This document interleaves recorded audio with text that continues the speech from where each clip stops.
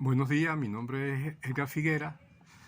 Vamos a hacer un pequeño video, un micro, sobre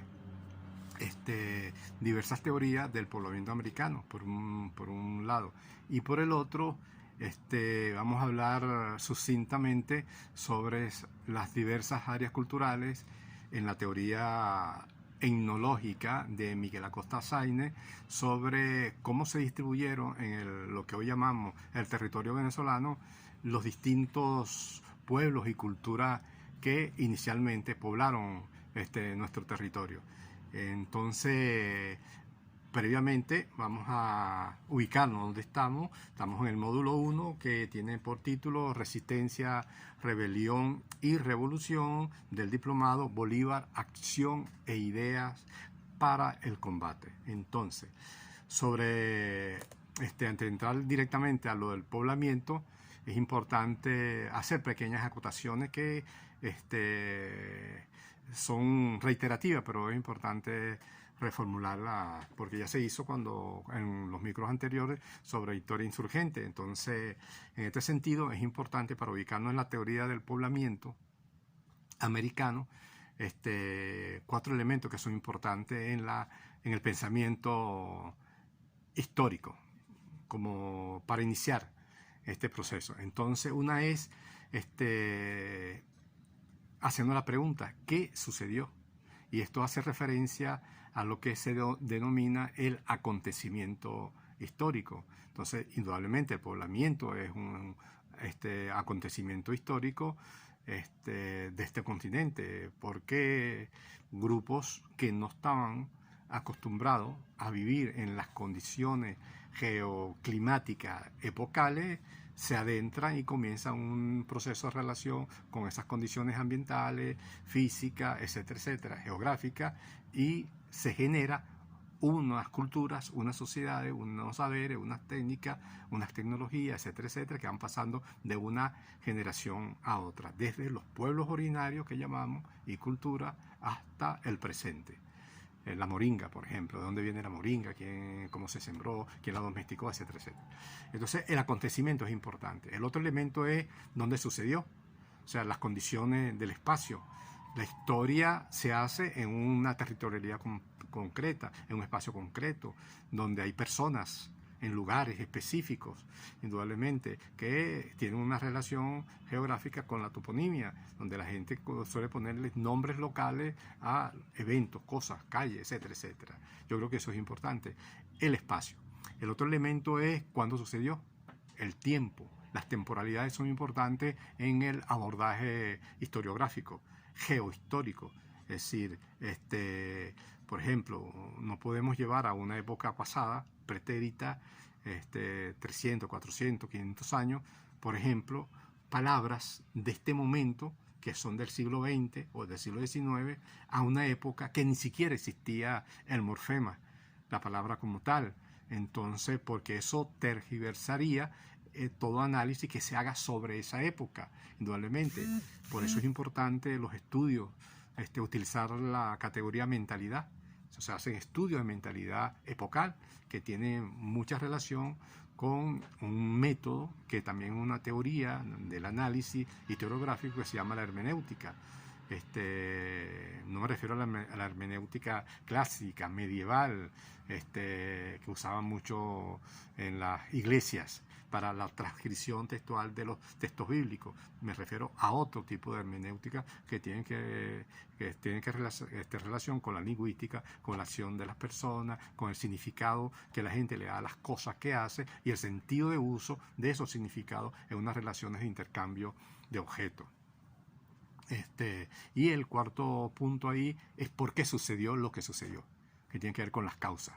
Entonces, son cuatro parámetros para que analicemos el poblamiento. ¿Qué sucedió? ¿Qué es el acontecimiento? ¿Dónde sucedió? ¿Qué es el espacio-tiempo donde suceden las cosas? ¿Cuándo sucedió? ¿En qué época se da tal evento o tal otro? ¿Qué conexiones tiene con otros eventos? Y que ese es el cuarto punto que tiene que ver con las causas. Esos cuatro puntos están asociados en algo que se llama los métodos históricos. Entonces, que de eso ya se habló indudablemente, ¿no? Entonces, pasemos rápidamente a lo que es el poblamiento, ¿no? En el poblamiento hay diversas teorías, que yo creo que es importante tener en cuenta para avanzar. Hay teorías que son hegemónicas, que se han mantenido hegemónicas durante muchos años, que se dieron como verdades, indudablemente, que es parte de las relaciones de poder que se dan en el seno del sistema mundo de la modernidad colonialidad.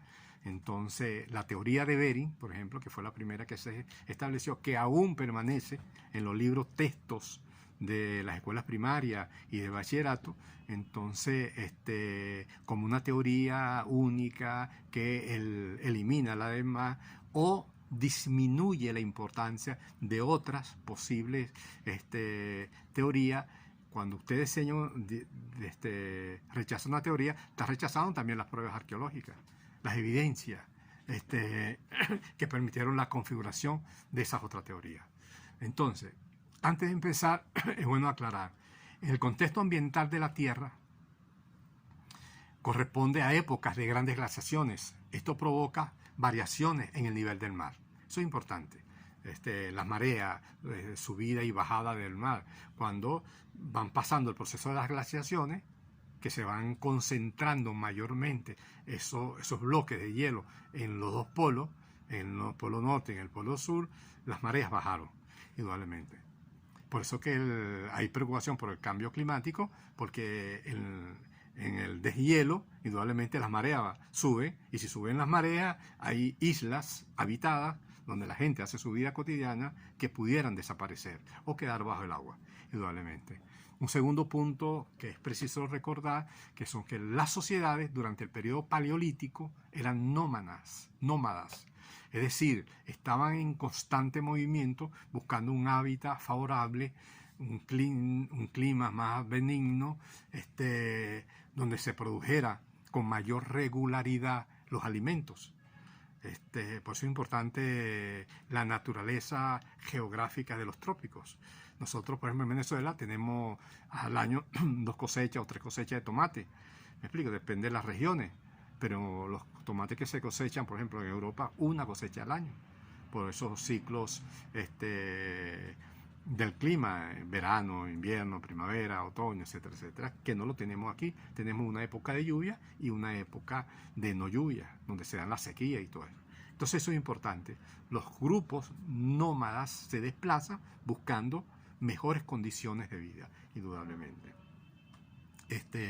Para el hábitat, para guarecerse y protegerse del clima y tener acceso a dos factores fundamentales, a calorías a través de los nutrientes, a través de los alimentos y el agua.